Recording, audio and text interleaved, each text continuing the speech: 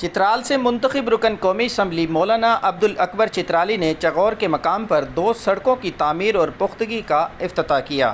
یہ سڑکیں نہایت خراب حالت میں تھیں، جس پر بارش اور برف باری کے دوران چلنا نہایت مشکل تھا۔ علاقے کے لوگوں نے ان کا درینہ مسئلہ حل ہونے پر خوشی کا اظہار کیا۔ مزید تفصیل دیکھتے ہیں گل حماد فاروقی کی اس رپورٹ میں۔ چترال سے منتخب رکن قومی اسمبلی مولانا عبدالاکبر چترالی نے جغور دواشش اور ہنجول کی سڑکوں کی پختگی کا افتتاح کیا۔ ان سڑکوں پر 84 لاکھ روپے کی لاگت آئے گی۔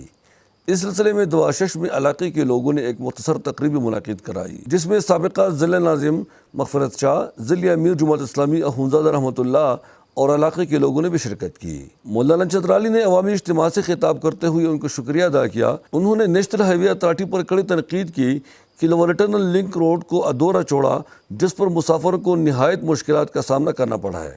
انہوں نے کہا کہ چترال کی سڑکوں کی حالت نہایت خراب ہے، جو آئے روز حادثات کا باعث بنتا ہے۔ تاہم انہوں نے وفاق سے 15 کروڑ روپے کا فنڈ لائے ہیں، جن سے ان سڑکوں کی ضروری مرمت اور پختگی عمل میں لائی جائے گی۔ انہوں نے چترال سے LPG گیس پلانٹ کی منسوخی اور گلگت منتقلی کا شدید الفاظ میں مذمت کیا۔